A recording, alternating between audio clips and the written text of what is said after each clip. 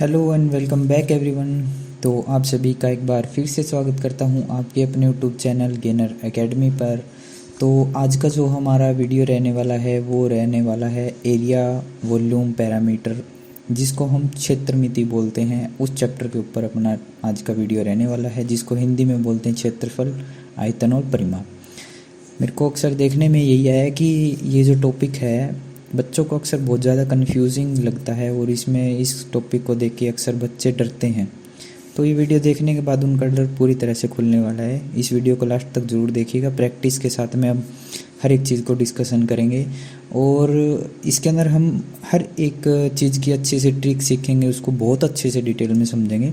तो हमारे YouTube channel को आप सब्सक्राइब कर लीजिए, क्योंकि ऐसे ऐसे कंटेंट जो है यहाँ पे रेगुलर आता रहता है। ठीक है, तो बात कर लेते हैं अपने इस टॉपिक के ऊपर। तो सबसे पहले तो हमको यही समझना पड़ेगा कि ये सब चीज़ें होती क्या है, ये क्या होता है, वॉल्यूम क्या होता है, पैरामीटर। और ये मैंने वीडियो बाईलैंग्वेज इसलिए बनाया है ताकि हिंदी मीडियम वाले बच्चों को भी समझ में आ जाए और इंग्लिश मीडियम वाले बच्चों को भी समझ में आ जाए। ठीक है, तो अभी हम डिस्कशन कर लेते हैं एरिया वॉल्यूम एंड पैरामीटर की। तो इसके अंदर होता क्या है बेसिकली, सबसे पहले कि पैरामीटर क्या होता है। पैरामीटर को हम हिंदी के अंदर बोलते हैं परिमाप। परिमाप क्या होता है कि जो किसी भी आकृति के चारों तरफ की जो भुजाएं हैं, यानी कि ये भी एक साइड होगी, ये भी एक साइड होगी, ये भी एक साइड होगी, ये भी एक साइड होगी, इन सब का जो सम है टोटल, उसको क्या बोलते हैं, पैरामीटर बोलते हैं। जिस तरह की ये भी एक रेक्टेंगल है, तो ये मैंने मान लो 4 है, ये भी 4 है, ये मैंने 2 मान लिया, इसको भी मैंने 2 मान लिया। ठीक है, तो अब मेरे को अगर इसका पैरामीटर निकालना हो तो क्या करूँगा, ये मैं 2 के अंदर 4 ऐड करूँगा, फिर जो आंसर आएगा 6 के अंदर फिर 2 ऐड कर दूंगा 8 हो जाएगा, 8 के अंदर फिर 4 ऐड कर दूंगा 12 हो जाएगा। तो इसका जो पैरामीटर है वो क्या आया, 12 आया। आगे बात समझ में अच्छे से। तो यानी कि पैरामीटर क्या होता है, जो इसकी जो साइड्स होती हैं या किनारे होते हैं, ठीक है, उसको क्या बोलते हैं, किनारे नहीं सॉरी भुजा। ठीक है, ये भुजा होती है, किनारे ये होते हैं। ठीक है, ये भी समझने की बात है इसमें। और इसको हम कैसे लिखेंगे, मान लो मैंने आपको यहाँ पे दिया हुआ था 2 सेंटीमीटर 4 सेंटीमीटर और ये 2 सेंटीमीटर और 4 सेंटीमीटर। बात समझ में आई। तो जो पैरामीटर जब हम निकाल लेते हैं, बहुत ही ज़रूरी बात मैं आपको भी बताने जा रहा हूँ, जब भी हम पैरामीटर निकालते हैं, ठीक है, आपको पैरामीटर समझ में आ गया क्या होता है, निकालते कैसे हैं वो समझ में आ गया। हर एक के अलग अलग फॉर्मूले होते हैं। ठीक है, और पैरामीटर के बाद में जो हम आंसर निकालते हैं अपना, तो हर एक आंसर के बाद में हमको एक यूनिट लगानी होती है, यानी कि इकाई बोलते हैं जिसको हिंदी के अंदर। तो अगर मैंने यहाँ पे सेंटीमीटर लिखा हुआ है तो हम इसके साथ में डायरेक्ट सेंटीमीटर ही लगा देंगे। क्या समझ में आया, सिर्फ और सिर्फ हम लगाएंगे सेंटीमीटर। ठीक है, इतनी बात क्लियर है। जो यूनिट आपको दे रखी है वही यूनिट आप इसके अंदर यूज करोगे। उसके बाद में आता है एरिया। एरिया क्या होता है, एरिया को हिंदी के अंदर बोलते हैं क्षेत्रफल। और एरिया का मतलब क्या होता है, किसी भी चीज़ ने, ठीक है, किसी भी चीज़ ने अपने आसपास के एरिया के अंदर कितनी एरिया कवर किया हुआ है। जैसे नीचे सरफेस पे पड़ा हुआ है तो इसने नीचे भी कुछ एरिया ले रखा है, ये हवा में भी कुछ एरिया ले रहा है। ठीक है, तो इसका मतलब ये जो चीज़ है रखी हुई है, ये चीज़ कितना एरिया ले रही है। और हर एक टाइप की जो शेप होती है उसके लिए एक अलग फॉर्मूला होता है एरिया का। तो हम एक के लिए बात नहीं करेंगे, यहाँ पे सारी शेप की बात करेंगे। तो यहाँ पे जो है, आप जब भी इसका एरिया निकाल लोगे किसी भी शेप का, जैसे कोई भी शेप है उसका आपने एरिया निकाल लिया, क्षेत्रफल निकाल लिया, तो जब उसके आपके लास्ट में यूनिट लगाओगे, इकाई लगाओगे, तब आप उस यूनिट के ऊपर स्क्वायर लगा दोगे। ठीक है, तब उस यूनिट के ऊपर क्या लगा दोगे, स्क्वायर। जैसे मान लो मैंने यहाँ पे सेंटीमीटर के अंदर लिया हुआ था, तो जब आपका जो आंसर आएगा उसके अंदर आप क्या करोगे, सेंटीमीटर स्क्वायर लगा दोगे। क्या लगा दोगे, सेंटीमीटर स्क्वायर लगा दोगे। उसके बाद में जैसे हम बात कर लेते हैं वॉल्यूम की। वॉल्यूम को हम हिंदी के अंदर बोलते हैं आयतन। क्या बोलते हैं, आयतन। ये यहाँ पे थोड़ा सा गलत लिखा हुआ है, ठीक है, इसको हम ठीक कर लेते हैं। यहाँ पे आएगा 3। और आयतन क्या होता है, किसी भी शेप के अंदर, किसी भी आकृति के अंदर या किसी भी चीज़ के अंदर कितनी चीज़ आ सकती है, दूसरी चीज़ कितनी आ सकती है, उस चीज़ को हम बोलते हैं आयतन। यानी कि किस चीज़ के अंदर किस दूसरी चीज़ कितनी आ सकती है उसको आयतन बोलते हैं, उसकी कैपेसिटी कितनी है। ठीक है, और जब हम किसी चीज़ का आयतन निकालेंगे, हर एक शेप के लिए अलग आयतन का या वॉल्यूम का फॉर्मूला होता है। ठीक है, और इसके अंदर जब हम इसको निकाल लेंगे तो उसकी यूनिट क्या लगाएंगे, उसके ऊपर हम क्या लगा देंगे, क्यूब लगा देंगे। क्या लगा देंगे, क्यूब। जैसे कि हमने यहाँ पे सेंटीमीटर लिया होता, अगर सेंटीमीटर में है तो सेंटीमीटर क्यूब हो जाएगा। ये बात बहुत ही इंपॉर्टेंट थी इस पॉइंट के अंदर, ये बहुत ही ध्यान रखने वाली बात है। ठीक है, जो जो मैं बता रहा हूँ आप साथ साथ में नोट करते जाएंगे, कॉपी के अंदर बिल्कुल अच्छे से प्रॉपर नोट्स बनाते जाएंगे, आपको बहुत ही अच्छे से टॉपिक क्लियर होने वाला है। ठीक है, अभी हम नेक्स्ट बात कर लेते हैं, हम कुछ शेप समझ लेते हैं कि जैसे अभी यहाँ पे तो 2-3 लिखी हुई हैं, तो हम कुछ शेप देख लेते हैं ऐसी ऐसी, जो डिस्कस करनी बहुत ही ज़रूरी है। कई बार बच्चों को पता नहीं होता कि शेप कौन सी है तो फॉर्मूला कौन सा लगाएं। ठीक है, अब देखो सबसे पहले होता है सिलेंडर। सिलेंडर कुछ ऐसा ऐसा होता है। ठीक है, इसको हिंदी में भी सिलेंडर ही बोलते हैं, और हिंदी के अंदर इसको बेलन बोलते हैं वैसे। ठीक है, और इंग्लिश के अंदर इसको सिलेंडर बोलते हैं। ठीक है, ये बेलन के आकार किया करती है, ये कुछ ऐसी ऐसी होती है। पिरामिड कुछ ऐसा ऐसा होता है। पिरामिड में और शंकु में फ़र्क है, ये राउंड शेप में होता है नीचे से, लेकिन ये कॉर्नर होते हैं इसके। ठीक है, लेकिन इसमें कॉर्नर नहीं होते, कौन बोलते हैं इसको, इसको हिंदी में शंकु बोलते हैं। इंग्लिश में पिरामिड और हिंदी में पिरामिड बोलते हैं इसको। ठीक है, उसके बाद में आता है प्रिज्म। अब प्रिज्म और पिरामिड में भी एक अंतर है। यहाँ पे देखो ऊपर का जो किनारा है वो एक ही है। ठीक है, एक कॉर्नर बना हुआ है, लेकिन यहाँ पे क्या होते हैं, 2 कॉर्नर बने होते हैं। ये एक फ़र्क है, मेजर फ़र्क प्रिज्म और पिरामिड के अंदर, और पिरामिड और कोन के अंदर भी मेजर फ़र्क मैंने आपको बता दिया है। ठीक है, उसके बाद में हम बात कर लेते हैं क्यूबॉइड की। क्यूबॉइड क्या होता है, क्यूबॉइड होता है जो हमने रेक्टेंगल देखी थी, आयत बोलते हैं जिसको हिंदी में। एक आयत यहाँ पे जुड़ी हुई है, एक यहाँ पे, एक यहाँ पे, एक यहाँ पे, एक यहाँ पे, और 2 क्यूब जुड़े होते हैं। ठीक है, तो ये क्या होती है, एक क्यूबॉइड बोलते हैं इसको। ठीक है, इस शेप को घनाभ बोलते हैं हिंदी के अंदर, और इंग्लिश में बोलते हैं क्यूबॉइड।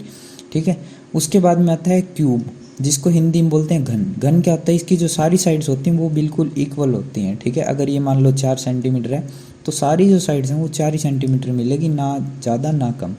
उसके बाद में आता है स्फीयर। स्फीयर को हिंदी के अंदर बोलते हैं गोला।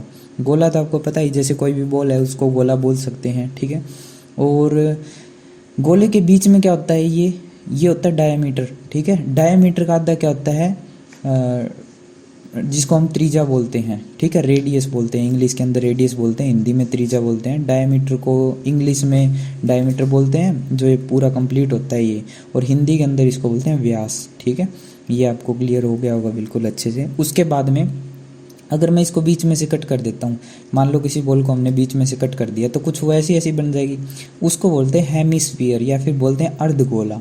ठीक है, उसको बोलते हैं अर्धगोला, या गोलार्ध भी बोल सकते हैं उसको, कोई दिक्कत नहीं है इसमें, अलग अलग टर्म्स यूज की जाती हैं इन चीज़ों के लिए। तो आपको आई होप है ये आकृतियों के बारे में थोड़ा सा बेसिक सा आइडिया हो गया होगा। अब मैं आपको इसके अंदर एक और पॉइंट बताना चाहता हूँ। अगर आप चाहते हैं कि हर एक शेप को मैं मतलब अच्छे से डिटेल में एक्सप्लेन करूं, हर एक शेप का जो फॉर्मूला है उसको अच्छे से समझाऊं कि फॉर्मूला बनता कैसे है, उस फॉर्मूले को याद करने की ट्रिक क्या है, वो सब अगर आप चाहते हो सीखना तो इस वीडियो के नीचे आपको कमेंट करना है इसी के लिए। ठीक है, मैं इसके लिए आपको एक और वीडियो प्रोवाइड करवा दूंगा अगर आप इंटरेस्टेड हैं तो। ठीक है, अदरवाइज़ सोचेंगे इसके ऊपर डालने के लिए। ठीक है, और आपको ये इस बात का अच्छे से ध्यान रखना है। उसके बाद में हम नेक्स्ट डिस्कशन कर लेते हैं। अब जो ये हमने शेप पढ़ी हैं, जो हमने ये यूनिट्स पढ़ी हैं, ठीक है, इन सब के बेस पे हमको क्या निकालना होता है। अब इनके मेन रहते हैं फॉर्मूला। क्या रहते हैं, फॉर्मूला। ठीक है, अब जो फॉर्मूला रहते हैं उन फॉर्मूला के बेस पे हमको सवाल निकालने होते हैं। तो मैं कुछ आपके साथ में केस डिस्कशन करने वाला हूँ, उन्हीं केस के हिसाब से हम क्या करेंगे, सारे सवालों को निकाल सकते हैं। आपको बहुत अच्छे से सारे सवाल समझ में आ जाएंगे। सबसे पहले हम बात कर लेते हैं केस 1 की। केस 1 क्या बोलता है कि अगर कोई भी शेप हमको दी हुई है, मान लो मैंने फॉर एग्जांपल आपको एक रेक्टेंगल दे दिया जिसको हम बोलते हैं आयत। ठीक है, क्या बोलते हैं, आयत दे दिया मैंने आपको एक। मैंने आपको ये जो साइड है वो 6 सेंटीमीटर दे दिया, ये जो साइड है ये 4 सेंटीमीटर दे दिया। अब ये साइड इस साइड के इक्वल होती है और ये साइड इस साइड के इक्वल होती है आयत के अंदर। ठीक है, आपको इतनी बात क्लियर हो गई। अब हर एक शेप के लिए मैं यहाँ पे पूरा एक्सप्लेन नहीं कर सकता है अलग अलग से, तो आपको समझाने के लिए बेसिक मैं एक ही उठा के चल रहा हूँ। ठीक है, अब इसके अंदर मैंने क्या किया, आयत का मान लो मेरे को क्षेत्रफल निकालना है। पहले केस तो क्या होगा, आपको डायरेक्ट पूछा जाएगा, आपको सारी चीज़ दी हुई मिलेगी जो फॉर्मूला के अंदर लगनी है, सारी चीज़ आपको दी हुई मिलेगी। आपको सिंपल क्या करना है, उसको पुट कर देना है और वैल्यू निकाल देनी है। आपसे मैंने पूछ लिया भाई इसका परिमाप बताओ, ठीक है, इसका परिमाप बताओ या फिर इसका पैरामीटर बताओ, ठीक है। तो इसका पैरामीटर क्या होगा, इसका पैरामीटर क्या होगा, लंबाई। इस सारी चीज़ों को हम ऐड कर देंगे, जैसे 4 + 6 + 6 + 4, या फिर हम इसको बोल सकते हैं हाँ, ये इसके अंदर हम ऐड कर लेंगे सारा, कितना हो जाएगा, 10 और 10 20 हो जाएगा ये, ठीक है। तो मैंने क्या बताया था, जब भी हम पैरामीटर या परिमाप निकालेंगे तो हम यूनिट एज इट इज़ लगाएंगे, ठीक है। ये बहुत ही इंपॉर्टेंट पार्ट है इस वालों का, यूनिट तो लगाना ही लगाना है, कंपलसरी है, ठीक है। आपको ध्यान रखना है कब स्क्वायर लगाना है, कब क्यूब लगाना है, कब आपको कुछ नहीं लगाना, ठीक है। तो ये आपको ध्यान रखना है। परिमाप हमने निकाल लिया, उसके बाद में मैं आपको बोल दूँ इसका क्षेत्रफल निकालना है। क्षेत्रफल को हम बोलते हैं एरिया, ठीक है। एरिया निकालने के लिए मैं क्या करूँगा, यहाँ पे अगर मेरे को एरिया निकालना पड़ जाए तो इन दोनों की मल्टीप्लाई करेंगे, यानी कि इसका फॉर्मूला क्या होता है, पैरामीटर का नहीं, इसका रेक्टेंगल का जो एरिया का फॉर्मूला होता है L गुना में B, ठीक है, लेंथ इंटू ब्रेड्थ, और उसके बाद में बोलते हैं लंबाई गुना में चौड़ाई, और तो इनको लंबाई और चौड़ाई को क्या कर देंगे, मल्टीप्लाई कर देंगे, ठीक है। ये आ गया इसका एरिया। अब एरिया को कैसे लिखेंगे, स्क्वायर लगा के लिख देंगे। तो ये हमारा क्या आ गया, एरिया। आपको बिल्कुल ऐसे ऐसे सिंपल केस मिलेंगे आपको सॉल्व करने के लिए। आपको मान लो दे दिया मैंने कि कोई आपको एक ईंट दी हुई है, ठीक है, जिसको ब्रिक बोलते हैं, ईंट दी हुई है, उसका एरिया निकालो। अगर मैंने आपको साइड दे दिया, ये होमवर्क रहेगा आपका, होमवर्क, ठीक है। केस 1 के लिए आपको कमेंट सेक्शन में केस 1 का आंसर लिखना है, ठीक है। मैंने आपको एक ये क्यूबॉइड साइज का ईंट दे दिया, या ब्रिक बोलते हैं इसको, ठीक है, ये ऐसे, ठीक। अब इसके अंदर 3 चीज़ होती है, 3D शेप है। 3D इसको क्यों बोलते हैं, क्योंकि इसके अंदर 3 चीज़ है, एक तो होगी हाइट, एक लेंथ और एक ब्रेड्थ, लंबाई चौड़ाई और ऊंचाई, तीनों चीज़ होगी। तो मैंने आपको L की वैल्यू दे दी 10, B की वैल्यू दे दी मैंने आपको 20, और H की वैल्यू मैंने दे दी आपको 12, ठीक है। अब आपको ये 3 वैल्यू मैंने दे दी है, ठीक है। इससे आपको क्या करना है, इसका एरिया निकालना है। एक तो आपको इसका एरिया फाइंड करना है, ठीक है, आपको इसका एरिया फाइंड करना है। दूसरा आपको इसका वॉल्यूम फाइंड करना है, ठीक है, आपको वॉल्यूम फाइंड करना। बिल्कुल सिंपल क्या दिया है मैंने आपको, केस 1 के अंदर एक न्यूमेरिकल दिया है, एक सवाल दिया है, उसको आपको सोल्व करके कमेंट सेक्शन में एरिया का आंसर और वॉल्यूम का आंसर केस 1 डाल के लिख के देना है मेरे को, ठीक है। देखता हूँ मैं कितने बच्चे मेरे को कमेंट करते हैं। उसके बाद में हम बात कर लेते हैं केस 2 की। हमने केस 1 डिस्कस किया, तो ऐसे ऐसे केस आपके सामने आएंगे, ऐसे ऐसे सवाल आपसे पूछे जाएंगे, ठीक है। तो आप उनको बहुत ही आसानी से सोल्व कर सकते हैं। उसके बाद में नेक्स्ट है दूसरा केस। दूसरे केस के अंदर हमको क्या देखने को मिलेगा कि आपको वॉल्यूम, पैरामीटर और जो एरिया है वो सारी चीज़ दी हुई मिलेगी।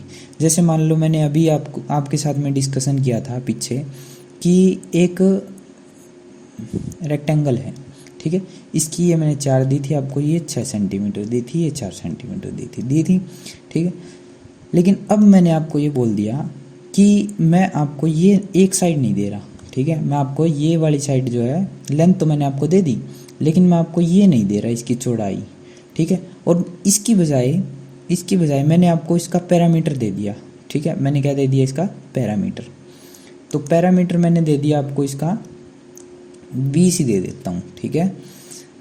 वो तो अब आपको ये वाली साइड फाइंड करनी है, ठीक।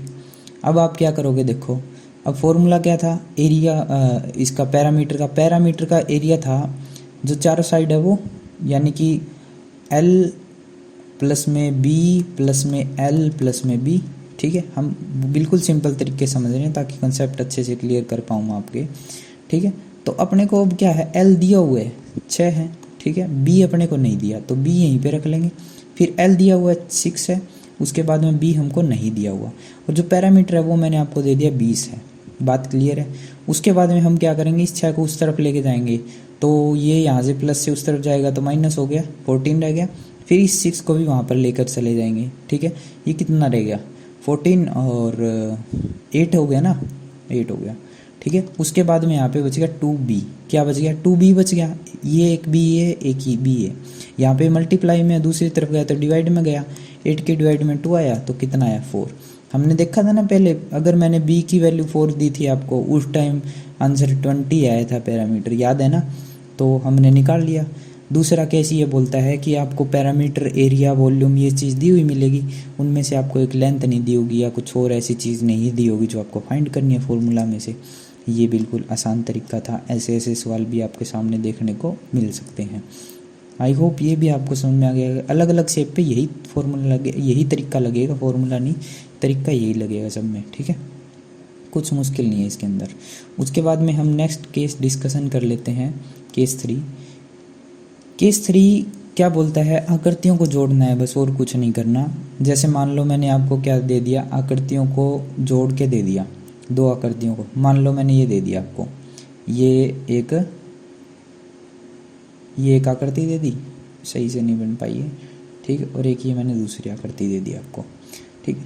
अब इन आकृतियों को जोड़ना है, ठीक है। इन आकृतियों को मैं सही से बना लेता हूँ एक बार, इनको दोनों आकृतियों को। कोई नहीं बन रहा है, हम इसको वैसे ही कर लेते हैं। ये मैंने मान लो एक ये वाली शेप बना दी, ठीक है, और एक ये वाली शेप बना दी। मैंने दो शेप बना दी। या फिर आपको थोड़ा सा और कॉम्प्लेक्स बना के चलते हैं, इतना भी सिंपल नहीं, आप थोड़ा और कॉम्प्लेक्स बना लेते हैं इसको।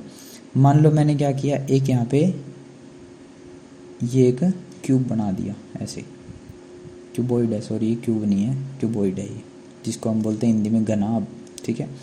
अब मैंने एक घनाभ बना दिया। मैंने ये बोल दिया कि इस घनाभ का, ठीक है, इस घनाभ के ऊपर एक अर्धगोला रखा हुआ है, ऐसे अर्धगोला ऐसे रखा हुआ है, जिसको हम बोलते हैं सेमी हेमिस्फीयर, ठीक है। अब मैंने ये पूछ लिया इस पूरी शेप का, जो ये दोनों शेप है ना, इस पूरी शेप का टोटल एरिया कितना होगा। तो हमको क्या करना पड़ेगा, ये केस 4 है ना अपना। अब तो हमको क्या करना पड़ेगा, area of hemisphere, area of hemisphere, ठीक है। एरिया ऑफ हेमिस्फीयर करेंगे, उसके अंदर क्या ऐड कर देंगे, एरिया ऑफ क्यूबॉइड। बात समझ आ गई। एरिया ऑफ क्यूबॉइड ऐड कर देंगे और एरिया ऑफ हेमिस्फीयर ऐड कर देंगे, तो जो हमारा आंसर है वो निकल जाएगा। टोटल जो एरिया, इस पूरी शेप का टोटल एरिया निकालना था, हमने निकाल दिया। बात क्लियर है। कुछ ऐसे ऐसे केस आएंगे। बस इसके अंदर क्या करना रहेगा अपने को, अगर मैंने आपसे पूछ लिया कि इसका, तो मैंने एरिया पूछा था, अगर मैंने आपसे इसका वॉल्यूम पूछ लिया तो क्या करोगे, हेमिस्फीयर का वॉल्यूम निकाल लोगे और क्यूबॉइड का वॉल्यूम निकाल लोगे, तो उन दोनों को ऐड कर दोगे, तो इस पूरे का कंप्लीट वॉल्यूम नहीं आ जाएगा, ठीक है। तो फोर्थ केस के अंदर कुछ ऐसे ऐसे सवाल आपको देखने को मिलेंगे। ये जो मैं आपको केस बता रहा हूँ अलग अलग सवालों के लिए, इनमें से आप बहुत सारे सवाल निकाल सकते हैं, मोस्ट ऑफ सवाल आप निकाल लेंगे। उसके अलावा जो ये इतना भी आसान नहीं है, सवाल जो हैं बहुत सारे कॉम्प्लेक्स होते हैं, लेकिन सिंपल केस के अंदर आप ऐसे निकाल सकते हैं, ठीक है। उसके बाद में हम क्या करते हैं, केस 5 को डिस्कशन, ये अच्छे से समझ में आ गया। उसके बाद में केस 5 को डिस्कशन करते हैं। केस 5 क्या बोलता है, अभी तो हमने जोड़ना सीखा था, एडिशन। अब हम करते हैं माइनस, कि किसी शेप में से कोई शेप माइनस करना है। अब मैंने क्या किया कि ये एक रेक्टेंगल लिया, ठीक है। इस रेक्टेंगल में से मैंने मान लो कि ये सर्कल निकालना है, ठीक है, ये सर्कल निकालना है, ठीक। इसी 5वें केस से मैं 2-3 केस और डिस्कस कर दूंगा आपके साथ में। मैंने सर्कल निकालना है, ठीक है। तो मैं क्या करूँगा कि मैंने ये पूछा कि अगर मैं किसी भी रेक्टेंगल या आयत में से कोई भी एक सर्कल निकाल दूं, उसके अलावा जो एरिया बच गया, इस सर्कल वाले एरिया को छोड़ के जो एरिया बच गया वो कितना है। तो आप बेसिकली क्या करोगे, आप क्या करोगे, जो रेक्टेंगल का एरिया है, एरिया ऑफ रेक्टेंगल, उसमें से क्या माइनस कर दोगे, एरिया ऑफ सर्कल माइनस कर दोगे, तो जो आपका एरिया फाइंड करना था वो आ जाएगा ना, ठीक है। इतनी बात क्लियर है। उसके बाद में आप एरिया फाइंड कर सकते हो। अगर मैं आपसे पूछ लूँ कि कोई भी एक शेप है, जैसे क्यूब है, ठीक है, ये क्यूब दे दिया मैंने आपको, इस क्यूब में से, इस क्यूब के अंदर से, ठीक है, इस क्यूब के अंदर आपको इमेजिन करना है कि एक स्फीयर रखा हुआ है, यानी कि गोला रखा हुआ है। इसको निकाल के, इसके साइज को निकाल दे, तो जो बाकी के जो कॉर्नर वाला एरिया जो बच गया है, ये वाला एरिया, ठीक है, इस एरिया का ये टोटल कितना एरिया बचा ये फाइंड करना पड़ जाए। तो आप क्या करोगे, क्यूब का एरिया निकाल लोगे पूरे का, और उसके बाद में इसका निकाल लोगे। तो फिर क्यूब के एरिया में से आप क्या माइनस कर दोगे, इसको माइनस कर दोगे ना, उसके बाद तो आपका निकल जाएगा। बिल्कुल सिंपल तरीका है, ठीक है। इस तरीके के सवाल मैं आपको PDF प्रोवाइड करवा दूंगा इस वीडियो के नीचे प्रैक्टिस के लिए, तो आप उनको सॉल्व कर करके आप प्रैक्टिस कर सकते हैं, ताकि आपको अच्छे से क्लियर हो जाए। अगर आपको फिर नहीं समझ में आता वीडियो को एक बार देखें, 2 बार देखें, समझ में आ जाएगा, इतना मुश्किल नहीं है। ठीक है, अभी केस 6 डिस्कशन कर लें। केस 5 हो गया, केस 6 डिस्कशन कर लेते हैं। केस 6 क्या बोलता है, केस 6 क्या बोलता है अच्छे से मैं क्लियर कर देता हूँ। जैसे मान लो ये है, ठीक है, ये एक मैंने मान लो प्लॉट है रेक्टेंगुलर शेप का। मैं रेक्टेंगल से ही आपको क्लियर करने की कोशिश कर रहा हूँ। रेक्टेंगुलर शेप का एक प्लॉट है। सबसे पहले तो मैंने आपको ये पूछ लिया कि इसका एरिया क्या है, तो एरिया तो आप निकाल दोगे। पहला जो मैंने केस बताया था आपसे, सारी वैल्यू दी मिलेगी, ये 6 है, ये 4 है, आप निकाल दोगे, बिल्कुल सिंपल सी बात है। ठीक है, उसके बाद में मैंने आपसे ये पूछ लिया, अभी केस 6 की बात हो रही है, अभी इसके अंदर मैंने आपसे ये पूछा कि अगर ये प्लॉट है और मेरे को इस प्लॉट के चारों तरफ वायर लगानी है, ठीक है, तार खींचनी है मेरे को इसके चारों तरफ, तो टोटल जो तार है वो कितने मीटर की, ये मीटर में मान लेते हैं, तो कितने मीटर तार लगेगी। ठीक है, मैंने ये पूछा है कि अगर मैंने इसको चारों तरफ से तार लगानी है या वायर से इसको कवर करना है तो कितना लगेगा। क्या निकालोगे, पैरामीटर निकालोगे ना, क्योंकि हम इनकी किनारे निकाल रहे हैं, किनारे नहीं सॉरी, इसकी भुजा निकाल रहे हैं या इसकी साइड्स निकाल रहे हैं। तो आप क्या करोगे, इनका पैरामीटर निकाल लोगे ना। 6 4 4 20 आया था अपना, ठीक है, 20 आया था। अब मैंने ये बोल दिया, एक तो हमने निकाल दिया कि एक बारी जो वायर लगेगी वो तो 20 मीटर लगेगी, 20 मीटर की तार लगेगी। लेकिन मैंने अब एक बात और बोल दी इसके अंदर, मैंने ये बोल दिया कि जो तार लगा रहे हैं ना, इसके 3 राउंड लगाने हैं, इसके 3 राउंड लगाने हैं। तो 20 को 3 से मल्टीप्लाई कर देंगे, 20 को 3 से मल्टीप्लाई कर देंगे, 60 मीटर क्या हो जाएगी, वायर आ जाएगी। बात क्लियर हुई इतनी। आपके सामने कुछ ऐसे ऐसे केस भी मिलेंगे, आपको शेप दी हुई मिलेगी, उसमें से पूछ लेंगे कि आपको इसमें कितना मटेरियल लगेगा। ठीक है, मटेरियल की बात हो रही है यहाँ पे, कितना मटेरियल लगेगा। ऐसे ही मैं आपके सामने एक केस और डिस्कशन कर लेता हूँ। जैसे मान लो मैंने कोई ये दीवार है, ठीक है, इस दीवार के इस तरफ मेरे को पेंट करना है, तो मैं पूछ लिया कितना पेंट लगेगा, तो आप इसका क्या फाइंड कर दोगे, एरिया फाइंड कर दोगे। जितना एरिया है उतना ही तो पेंट लगेगा, ठीक है, तो उतना ही पेंट लगेगा। आगे इतनी बात समझ में। अब जो पेंट लगेगा या वायर लगेगा, और भी बहुत सारी चीज़ें हो सकती हैं, मटेरियल की बात होती है यहाँ पे। ठीक है, अब बात तो हो गई ये। अब केस नंबर 7 क्या बोलता है कि ये पूछ लिया कि अगर इसकी मटेरियल की लगाने की जो कॉस्ट है वो 2 रुपये मीटर है, या फिर हाँ 2 रुपये मीटर मान लेते हैं, 2 रुपये मीटर मान लेते हैं। ठीक है, 2 रुपये मीटर प्रति मीटर। तो यहाँ पे 60 मीटर वायर लगनी है। ठीक है, कितनी वायर लगनी है, 60 मीटर। तो 60 को किससे मल्टीप्लाई कर देंगे, 2 से मल्टीप्लाई कर देंगे ना, क्योंकि 60 मीटर तो वायर लगनी है, और 1 मीटर में कितना है, 2 रुपया लग रहा है, तो इसको मल्टीप्लाई कर देंगे, कितना आ जाएगा, 120 रुपीज़। अब रुपीज़ में लिखना है इसको, यहाँ पे हमने मीटर लिखा था क्योंकि पैरामीटर है। एरिया फाइंड करेंगे तो यहाँ पे मीटर स्क्वायर लिखेंगे। ठीक है, और अब यहाँ पे पैसे निकालने हैं, तो अपने ने क्या कर लिया, पैसे फाइंड कर लिए। कि कैसे फाइंड किया पता लग गया। अब पेंट का पूछ लूँगा आपसे कि आपने इसको ऊपर कितने रुपए का पेंट लगेगा। अगर 5 रुपये मीटर के हिसाब की दर से अगर पेंट किया जा रहा है उस ठीक है, तो आप कैसे फाइंड करोगे, तो उसको अभी आप बहुत आसानी से फाइंड कर सकते हैं अब तो। ठीक है, तो केस टोटल 7 केस मैंने आपको बताए। इसके अलावा भी 2-4 केस और बचते हैं, वो हम नेक्स्ट पार्ट के अंदर डिस्कशन करेंगे। इन सवालों की आपको प्रैक्टिस करनी है बहुत अच्छे से, खुद से बना के कर सकते हो आप, बुक के भी प्रैक्टिस कर सकते हो आप। प्रैक्टिस अगर PDF चाहते हो तो वो मैं आपको डिस्क्रिप्शन बॉक्स में डाल दूंगा। ठीक है, और चैनल को सब्सक्राइब करना तो बिल्कुल भी ना भूलें। ठीक है, नेक्स्ट वीडियो के अंदर मैं इसकी ट्रिक वगैरह आपके साथ में डिस्कशन करने वाला हूँ, तो इसको चैनल को सब्सक्राइब ज़रूर कर लीजिए, ताकि जो वीडियो आए तो उसका नोटिफिकेशन आप तक पहुँच जाए। और इसके जो नोट्स हैं आप रेगुलर बनाते रहें साथ साथ में, तो ज़्यादा अच्छा रहेगा, क्योंकि प्रैक्टिस करते रहेंगे और समझ में आता रहेगा। ठीक है, thank you very much everyone. तो मिलते हैं नेक्स्ट वीडियो के अंदर।